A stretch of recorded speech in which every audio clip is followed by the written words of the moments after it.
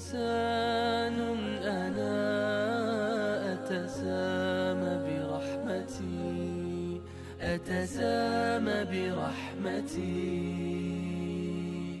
السلام علیکم ورحمۃ اللہ وبرکاتہ. بسم اللہ والصلاة والسلام علی رسول اللہ اما بعد. ناظرین، مسی ٹی وی پر آپ کا استقبال ہے اور میں لے کر حاضر ہوں ایک اہم پروگرام خوشخبریاں اور وعیدیں. آج کا موضوع ہے علم پر عمل نہ کرنے کا انجام. علم اصل عمل کے ہی مقصد سے ہونا چاہیے. علم کا مقصد ہی عمل ہونا چاہیے. اصل کام تو عمل ہی ہے نا. عمل سے زندگی بنتی ہے، جنت بھی جہنم بھی. یہ خاکی اپنی فطرت میں نہ نوری ہے نہ ناری ہے، تو اصل تو عمل ہے. اور عمل کے لیے ہی علم کی ضرورت پڑتی ہے کہ ہمارا عمل علم کے مطابق ہو، ہمارا عمل اللہ رب العالمین کی تعلیمات کے مطابق ہو، رسول اللہ صلی اللہ علیہ وسلم کی تعلیمات کے مطابق ہو. کہیں ایسا نہ ہو کہ اللہ اس کے رسول نے جو طریقہ بتایا اس کے ہٹ کر ہو. ایسا نہ ہو. اس لیے علم ہوتا ہے. لیکن کسی نے علم سیکھا اور خود اپنے علم پر عمل نہیں کر رہا ہے تو یہ تو بہت بڑی محرومی ہے. یہ تو نہایت درجے کی محرومی ہے. اللہ رب العالمین نے قرآن مجید کے اندر اس سلسلے میں کیا بیان کیا دیکھیے.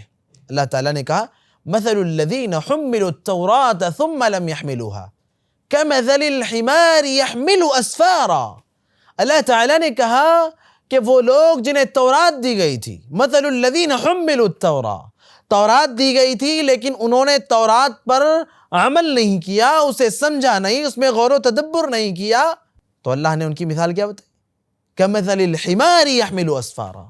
وہ ان گدھوں کی طرح سے ہیں، اس کی پیٹھ پر کتابیں لاد دی جائیں لیکن اس سے کوئی مطلب نہ ہو، اسے کوئی تعلق نہ ہو. بھائی کتابیں ہیں، اسے کیا معلوم کیا ہے؟ اس کی پیٹھ پر کتابیں رکھ دو، اس کے پیٹھ پہ گارا رکھ دو، اس کی پیٹھ پر اینٹیں رکھ دو، اس کی پیٹھ پر گندگی لاد دو، سب برابر ہے اس کے لیے. تو اللہ تبارک و تعالیٰ نے ان لوگوں کی مثال گدھوں کی بتلائی ہے جن کے پاس علم ہے لیکن وہ علم پر عمل نہیں کرتے، علم پر خود غور و تدبر نہیں کرتے، علم سے کوئی نتیجہ اخذ نہیں کرتے. وہ بس علم ہے، علم کو علم کی حد تک رکھ دیتے ہیں ایک طرف، بس عمل نہیں کرتے وہ، حالانکہ اس کا اصل مقصد عمل ہے. جن لوگوں کو کل قیامت کے دن رب العالمین سب سے پہلے حساب و کتاب کے لیے بلائیں گے، ان میں سے ایک وہ عالم بھی ہوگا، وہ قاری قرآن بھی ہوگا جس نے سب سیکھا، سب پڑھا، لیکن اس کا مقصد یہ نہیں تھا کہ وہ اللہ کی رضا کے لیے سیکھے، اس کا مقصد یہ نہیں تھا کہ وہ اس پر عمل کرے، دوسروں کو سکھائے، سمجھائے، پڑھائے، اپنی زندگی سنوارے. اس کا مقصد یہ نہیں تھا.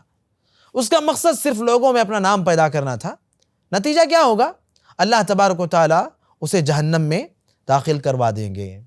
اور وہ حدیث بھی یاد رکھیے جس میں نبی صلی اللہ علیہ وسلم نے فرمایا کہ لا تزول قدم ابن آدم، ابن آدم کے قدم اس وقت تک وہاں سے نہیں ٹلیں گے جب تک اس سے یہ نہ پوچھ لیا جائے کہ تم نے جو کچھ سیکھا تھا، تمہارے پاس جو کچھ تم نے علم حاصل کیا تھا، اس پر تم نے عمل کتنا کیا.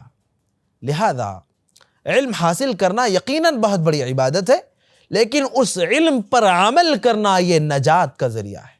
علم حاصل کرنا یقیناً بہت بڑی عبادت ہے، لیکن علم پر اگر عمل نہ کیا جائے تو وہ عبادت وہ گناہ کا عمل بن جائے گا، وہ عبادت وہ وبال بن جائے گا، وہ عبادت وہ انسان کو لے ڈوبنے والا معاملہ بن جائے گا. اس لیے ہم جو کچھ سیکھیں، سب سے پہلی ہماری ذمہ داری ہے کہ ہم اس کو اپنی زندگی میں لائیں. صحابہ کرام کا معمول بھی یہی تھا. جو کچھ سیکھتے سب سے پہلے اس پر عمل کرتے، یاد کرتے، پھر آگے بڑھ کر آگے کچھ سیکھتے. ہمارا بھی یہی رویہ اور یہی طریقہ ہونا چاہیے.